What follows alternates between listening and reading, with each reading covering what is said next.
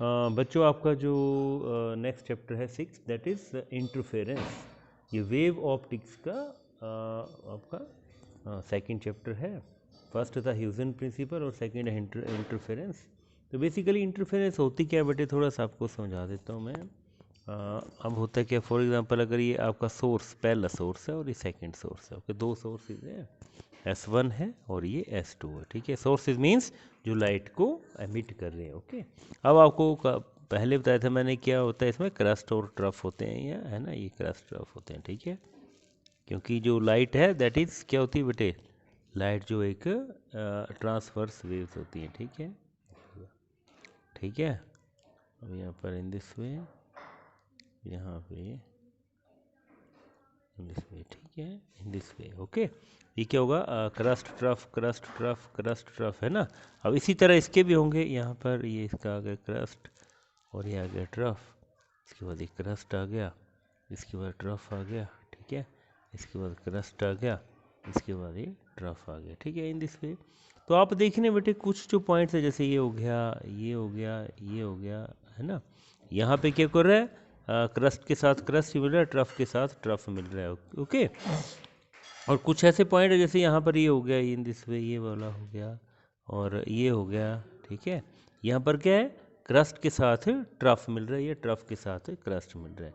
तो बेसिकली ये जो होंगे बेटे, ये जो पॉइंट्स होंगे ये वाले इन दिस वे, ये क्या होंगे, और ये जो होंगे यहाँ पर, एक क्या बन जाएगा, यहाँ पर आपकी इंटेंसिटी क्या हो जाएगी बेटे, बढ़ जाएगी। इसको बोलते हैं ब्राइट फ्रिंज, इसकी फ्रिंजेस जैसे आएंगी, ब्राइट फ्रिंज बन जाएगी इसकी, या इसको बोलते हैं कंस्ट्रक्टिव, क्या बोलते हैं, कंस्ट्रक्टिव इंटरफेरेंस। क्या होगा ये, कंस्ट्रक्टिव इंटरफेरेंस, ओके। और ये जो होगा ये क्या, this is called destructive interference, destructive interference, ठीक है बेटे। तो इस तरह से मीन्स कहीं पे जैसे क्या आएगी, डार्क आएगी, ये ब्राइट आएगी, डार्क आएगी, फिर ब्राइट आएगी, फिर डार्क आएगी, ऐसे करके एक हमारी फ्रिंजेस आएंगी बेटे।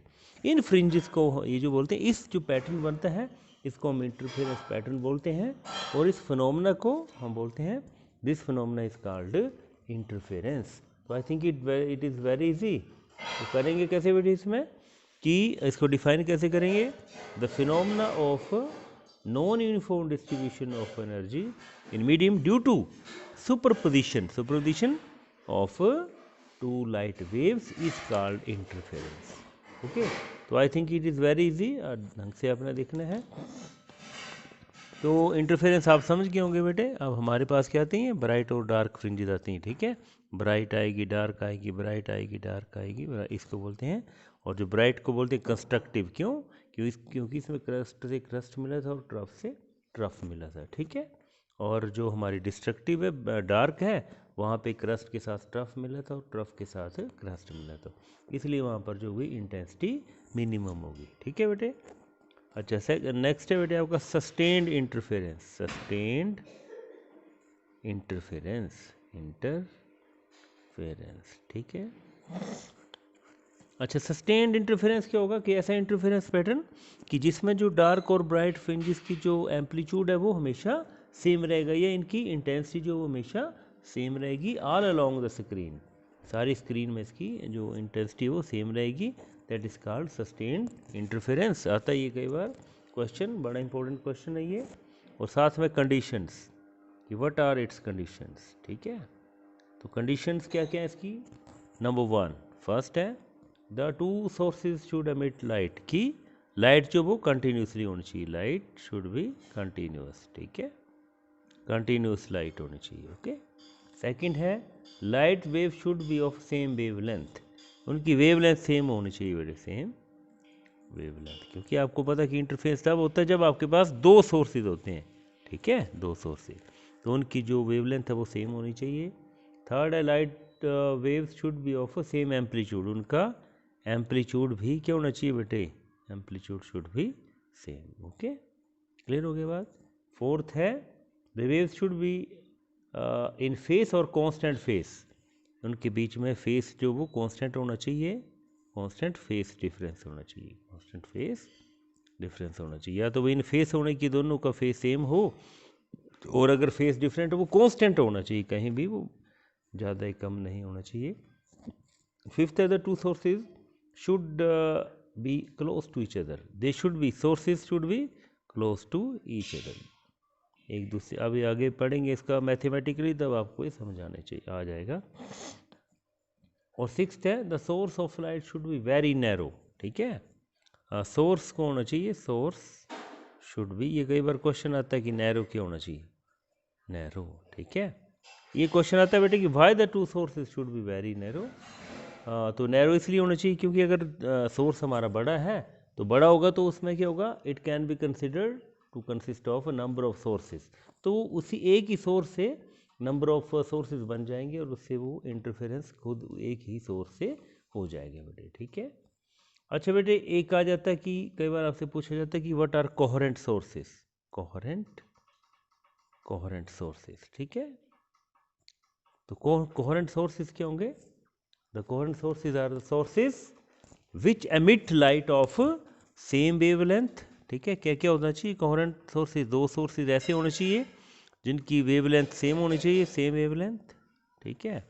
अच्छा, सेम एम्पलीट्यूड, सेम एम्पलीट्यूड भी सेम होना चाहिए, और क्या होना चाहिए, थर्ड उनका जो है सेम एम्पलीट्यूड होना चाहिए, और साथ में फ्रीक्वेंसी भी सेम होनी चाहिए, फ्रीक्वेंसी भी सेम होनी चाहिए, ठीक है। तो ये होते हैं कोहेरेंट सोर्सेज, ठीक है। Two different sources whose frequency amplitude, और इनके एक और बात, फेस भी, phase should be same, should be same, same होना चाहिए या कांस्टेंट होना चाहिए, ठीक है।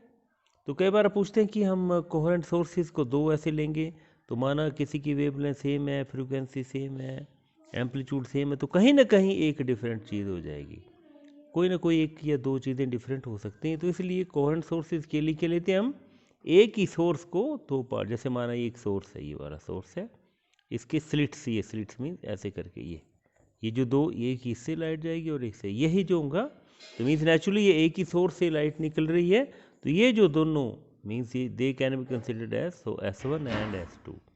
तो एक ही सोर्स, तो कई हम कोहेरेंट सोर्स लेते हैं, क्यों, क्योंकि उसकी एम्पलीट्यूड भी सेम होगा, फ्रीक्वेंसी भी सेम होगी, और फेस डिफरेंस भी उनमें सेम होगा। इसलिए कई बार ये क्वेश्चन आया भी है, why it is better to take single source and passing its light through slits as coherent source rather than taking two different sources। तो इसका आपने आंसर लिख देना है, क्योंकि अगर डिफरेंट सोर्सेज लेंगे तो दे मे और नो मे और दे हैव मे और may not have same all the thing same, इसलिए एक लेंगे तो सारे की सारी इसकी चीज़ें मिलेंगी बेटे, ठीक है।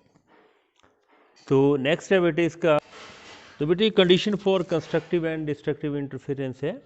तो इसमें कि कंस्ट्रक्टिव इंटरफेरेंस कब होता है और डिस्ट्रक्टिव कब होता है, तो उसके लिए बेटे आपका एक छोटा सा एक हमारा आर्टिकल है वो देखेंगे कि आपने एक तो बात क्लियर होगी बेटे कि इंटरफेरेंस होता कब है, जब हमारे पास दो वेव्स होती हैं और वो वेव्स आपस में सुपर इम्पोज करती हैं बेटे, ठीक है।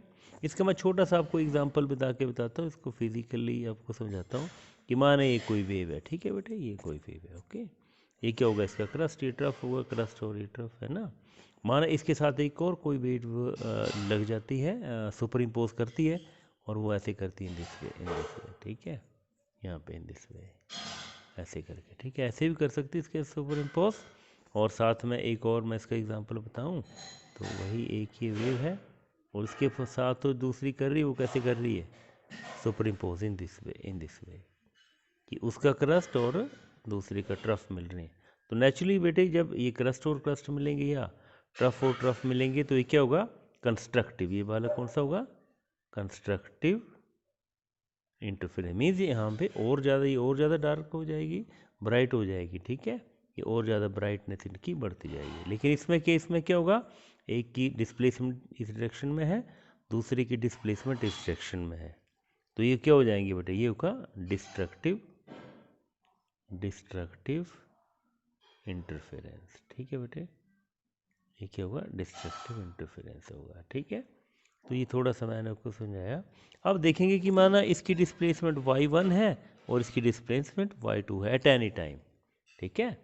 तो माना y1 जो है आपने पता है देखा होगा +1 में पढ़ा होगा कि इसको डिनोट करते थे जैसे y is equal to r sine omega t, तो हमने A1 मान ली A1 साइन ओमेगा टी, माना दोनों की फ्रिक्वेंसी सेम है, ठीक है।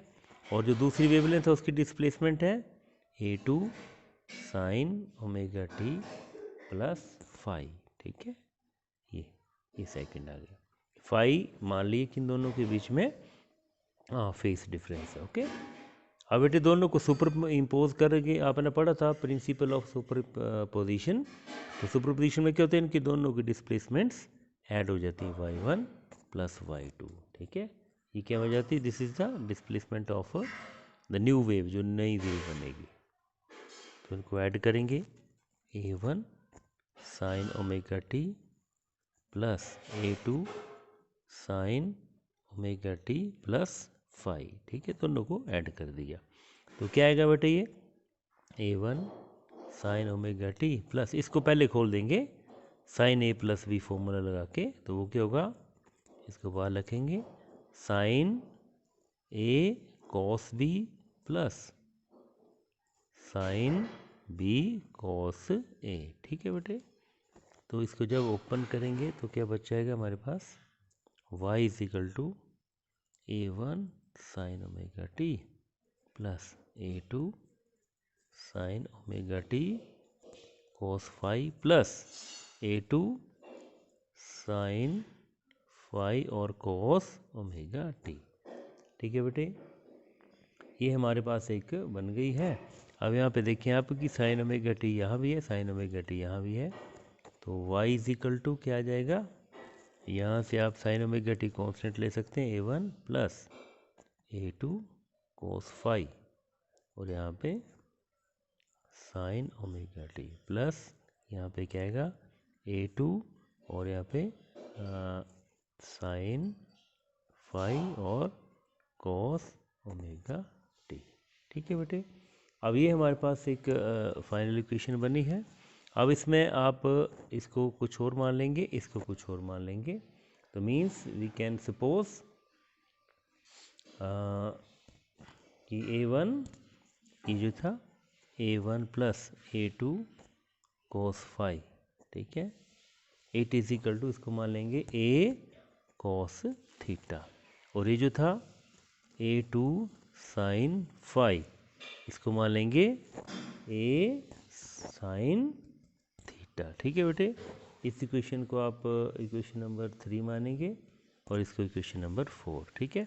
अब इसमें इसको और ये इक्वेशन नंबर 2 है, इसमें पुट कर देंगे तो y इज इक्वल टू, इसकी जगह क्या आएगा बेटे, A कॉस थीटा और साथ में साइन ओमेगा टी प्लस, और इसकी जगह क्या लिखेंगे, A साइन थीटा और कॉस ओमेगा टी। ये ध्यान रखना है बेटे, यहाँ पे बेसिकली है क्या, ए क्या है, अब नेचुरली जब ये दोनों वेव्स मिल जाएंगी तो एक नई वेव बनेगी, तो ए जो है, A is the amplitude of the new wave, and what is theta, theta is the phase difference between the new wave and the y1 और इसके बीच में, जो मीन्स फर्स्ट वेव और इसके बीच में फेस डिफरेंस है, ठीक है बच्चों।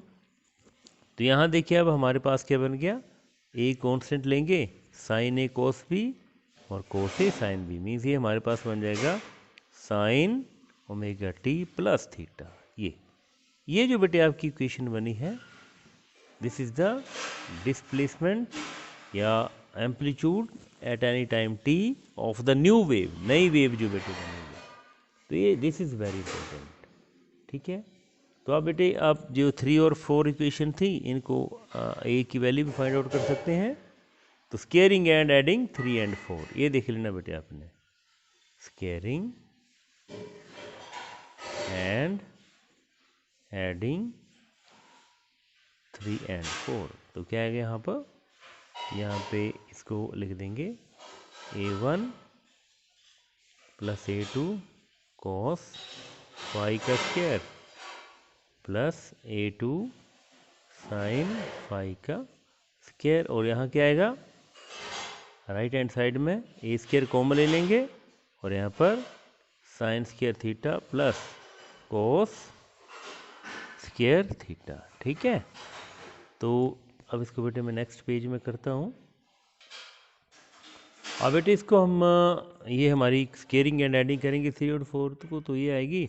अब लेफ्ट हैंड साइड में इसका स्केयर होगा, दोबारा बेटे क्या होगा, यहाँ पर a1 स्केयर a2 स्केयर और cos square phi plus a2 square sine square phi, और यहाँ पर क्या आएगा, it will be equal to A square.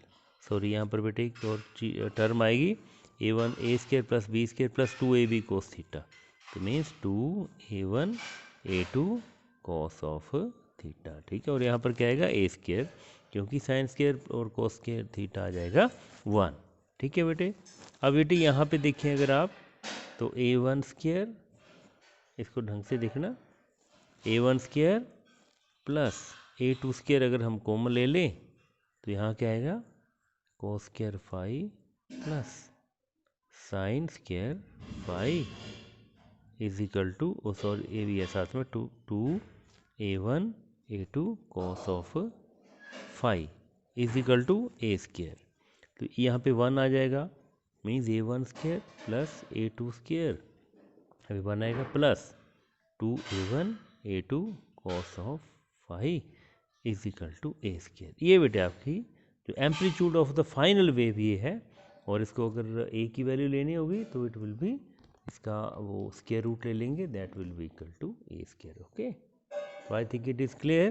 तो ये बेटे आपका ए स्केयर जो है एम्पलीट्यूड ऑफ द, या amplitude of the final wave. ठीक है, तो अब आपको पता है कि इंटेंसिटी जो बेटे आपने याद रखना है, intensity is always equal to the square of the amplitude, square of the amplitude होती है इंटेंसिटी ऑफ द लाइट। तो मीन्स इंटेंसिटी आएगी I is equal to a1 square plus a2 square plus 2a1 a2 cos of phi. ये ध्यान रखना है बेटे, ये आपकी इंटेंसिटी है। तो यहाँ से देखें तो आई, ये तो सारी कांस्टेंट टर्म्स हैं, तो it means I is directly proportional to cos of phi. ये ध्यान रखना है बेटे कि इंटेंसिटी जो वो कोस फाई के डायरेक्टली प्रोपोर्शनल है। ठीक है, अब बेटे हम बेसिकली कंडीशन निकाल रहे हैं, तो कंस्ट्रक्टिव के लिए होगी क्या होगी और डिस्ट्रक्टिव के लिए क्या होगी वो देखेंगे हम। तो for constructive interference, for constructive interference, ठीक है। अब कंस्ट्रक्टिव के लिए मीन्स इसकी मैक्सिमम वैल्यू आनी चाहिए, और कोस फाई की मैक्सिमम वैल्यू क्या होती है, दैट इज इक्वल टू 1। ठीक है बेटे, इज इक्वल टू 1। और कोस फाई 1 कहाँ कहाँ होता है बेटे, कोस 0 पे। ठीक है, कोस 0 के बाद होता है ये बेटे कोस 2 पाई पे, फिर 4 पाई पे, इन दिस पे। ठीक है, तो अगर हाँ देखें तो मीन्स फाई की वैल्यू क्या आएगी, या तो आएगी 0 या 2 पाई 4 पाई या so on up to, means की जो जर्नल टर्म आएगी वो क्या होगी, it will be equal to 2n pi, 2n pi. और फिर व्हाट इज n, 0 के बाद क्या रहा है बेटे 1 2 सो ऑन अप टू। तो ये बेटे हमारी फाई की वैल्यू आएगी, and it is equal to 2n pi. ठीक है बेटे, अब एक टर्म बेटे मैंने आपको +1 में समझाई थी कि पाथ डिफरेंस और फेस डिफरेंस में क्या रिलेशन होता है। ठीक है, if x is the path difference, if x is the path difference, if x is the path difference, ठीक है, then phase difference will be, phase difference याद रखना, ये होता है phase difference phi is equal to क्या होता है, it will be equal to 2 pi x upon lambda. ये मैं आपको समझा भी देता हूँ एक बार फिर कि आती कैसे बेटे टर्म, यूनिटरी मेथड से मैं इसको समझाता हूँ कि इफ़ आपको पता है पाई जो वो फेस डिफरेंस होता है और लैम्बडा जो वो पाथ डिफरेंस होता है। ठीक है, इफ़ हम निकाल के रहे बेटे फेस डिफरेंस, तो if lambda is the path difference, ये मैं समझा रहा हूँ इसको कि आता कैसे, ये path difference, then phase difference क्या होगा बेटे, will be equal to 2 pi, क्योंकि एक पूरी वेव के लिए बेटे समझा रहा हूँ, देख लेना इसको, जैसे ये है ना बेटे, तो ये पूरी होती है लैम्बडा, ये वाला ये पाथ डिफरेंस लैम्बडा है, और फेस डिफरेंस क्या होता है 0, ये क्या होता है π/2, ये पाई, ये 3π/2 और ये 2 पाई, कि अगर पूरी एक वेव है तो उसमें फेस डिफरेंस होता है 2 पाई। अगर पाथ डिफरेंस 1 है तो क्या होगा ये 2 पाई अपॉन लैम्बडा, और अगर पाथ डिफरेंस कितना बेटे x है तो क्या होगा ये 2 pi upon lambda into x. इस तरह से आता है बेटे, ये ध्यान आपने रखना।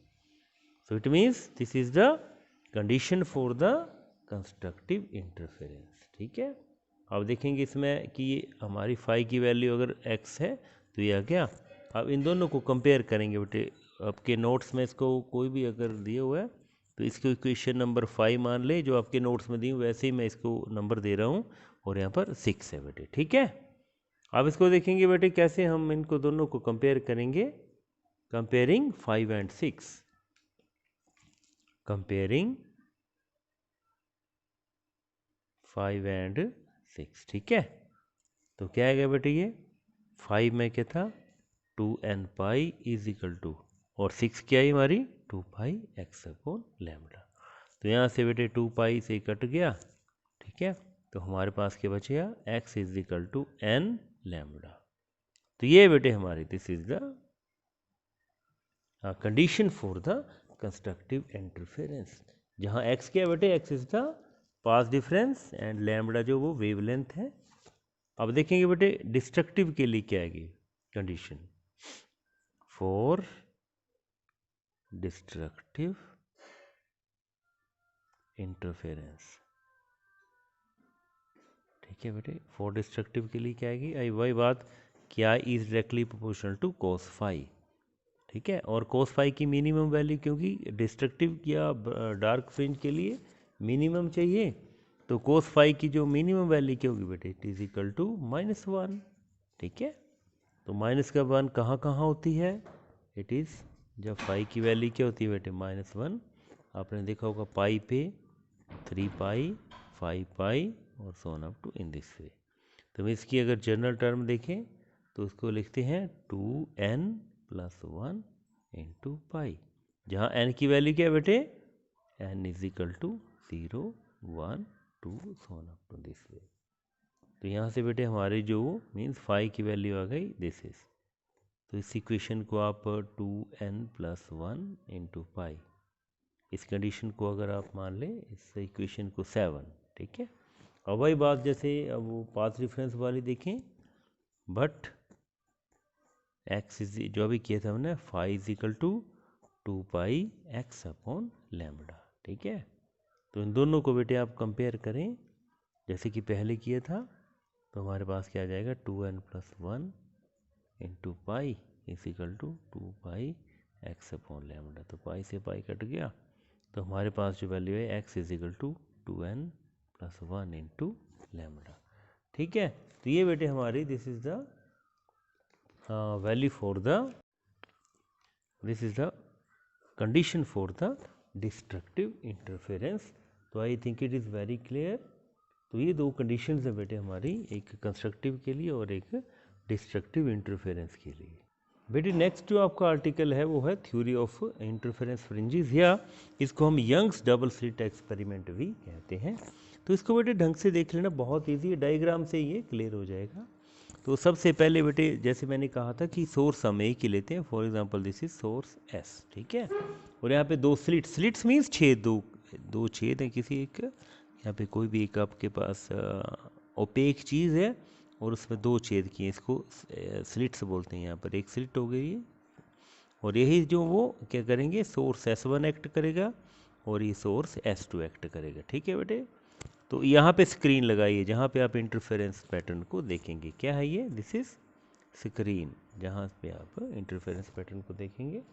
अब ये इसका अगर मान लिए S है बेटे, ये इसका सेंटर है, तो इस पॉइंट को आपने O माना हुआ। ठीक है, O is the centre of the screen, और यहाँ पे इसका सेंटर ये है। अब बेटे देखेंगे कि कैसे इंटरफेरेंस पैटर्न्स बनते हैं, कैसे इसकी हम एक्सप्लेन करेंगे।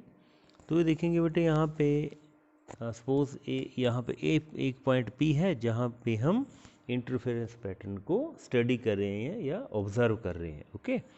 ओके, तो यहाँ से एक रे यहाँ से जाएगी बेटे, यहाँ पे पहुँच गई इन दिस वे। ठीक है, और एक रे यहाँ से जाएगी इन दिस वे, ये बेटे। ठीक है, ये आ गई, पॉइंट P पे इकट्ठा हो रही है, क्योंकि यहाँ भी इकट्ठे होंगी, यहाँ भी हर जगह ये इकट्ठी होंगी। तो इसके जो इंटरफेरेंस पैटर्न कैसे बनेंगे, तो पॉइंट पी को हम इसको देखेंगे, ठीक है।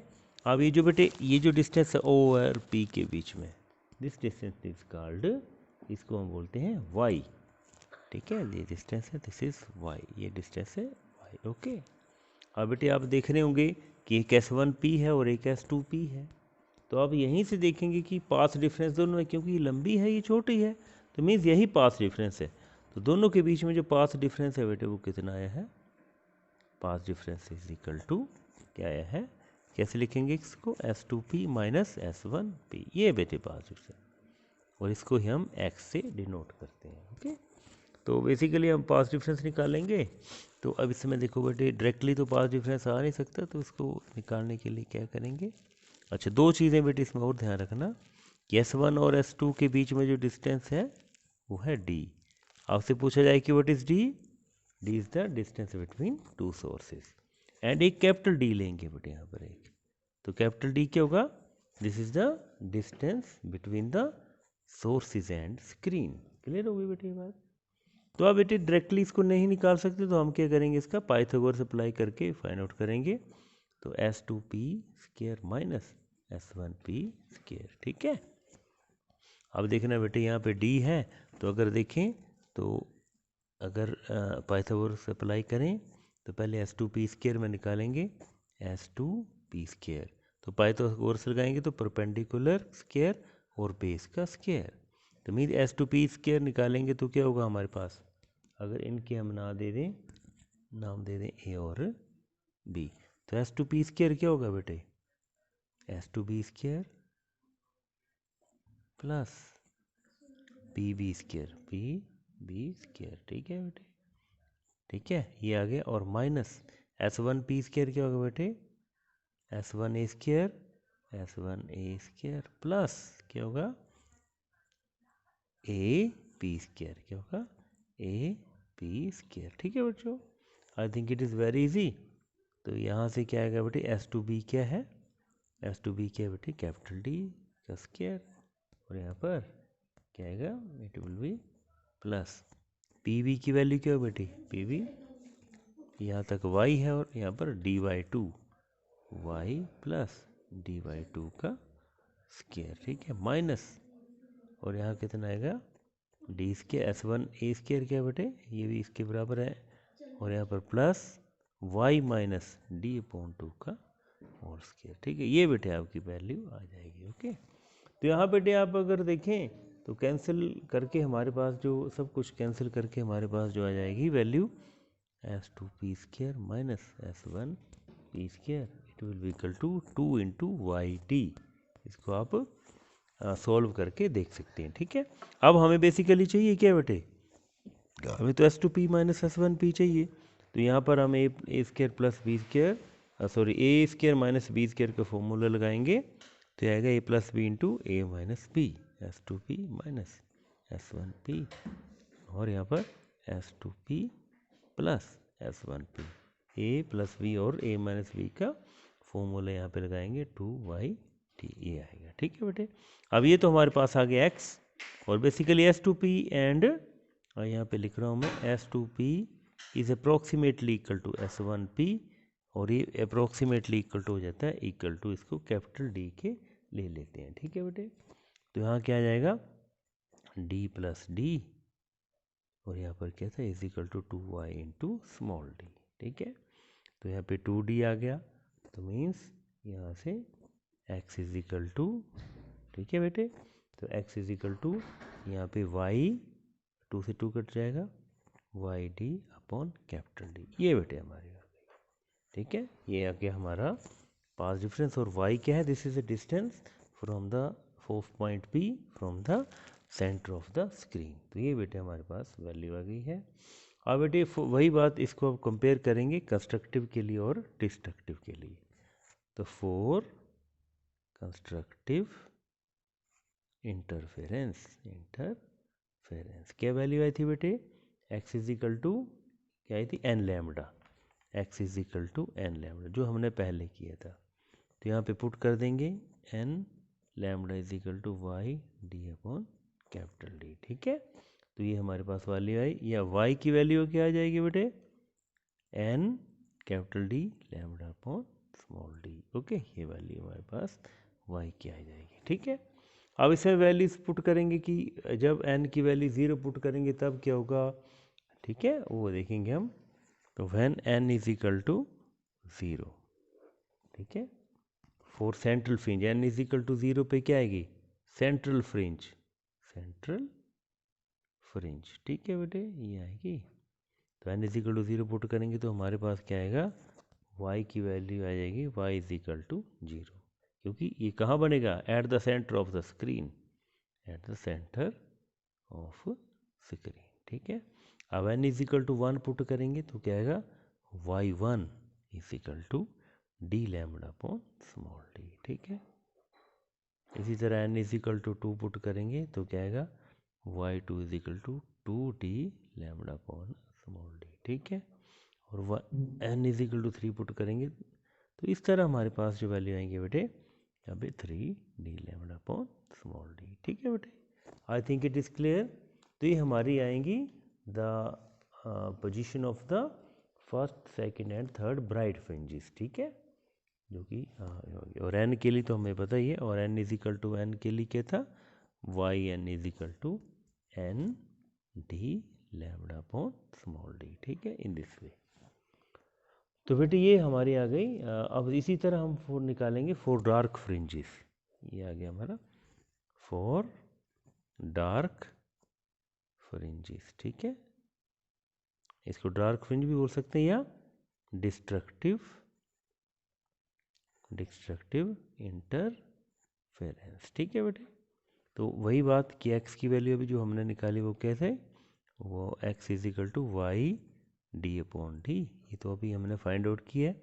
और जो हमने पहले फाइंड आउट की थी condition for in constructive and destructive, तो वहाँ क्या था 2n+1 लैम्बडा अपॉन क्या था बेटे, it was equal to 2n+1 और यहाँ पर 2।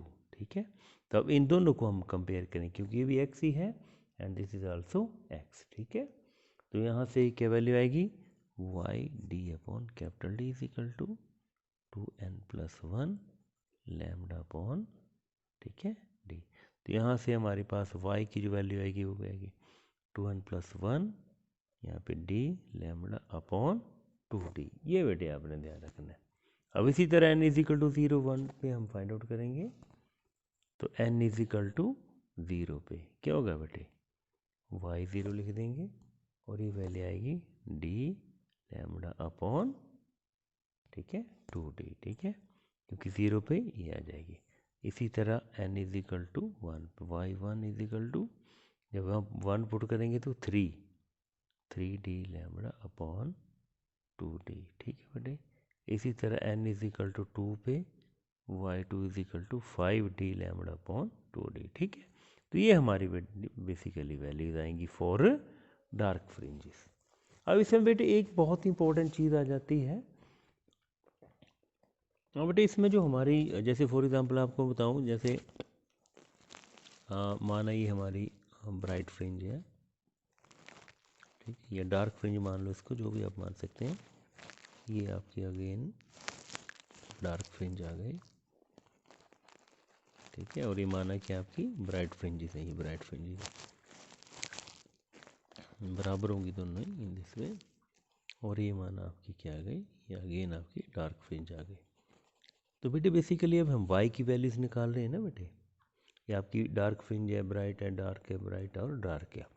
तो अगर आपने निकालना बेटे, जैसे माना आपको ये थिकनेस चाहिए, थिकनेस ऑफ द, इसको बोलते हैं थिकनेस ऑफ, ये फ्रिंज विड्थ, इसको बोलते हैं फ्रिंज विड्थ, फ्रिंज विड्थ।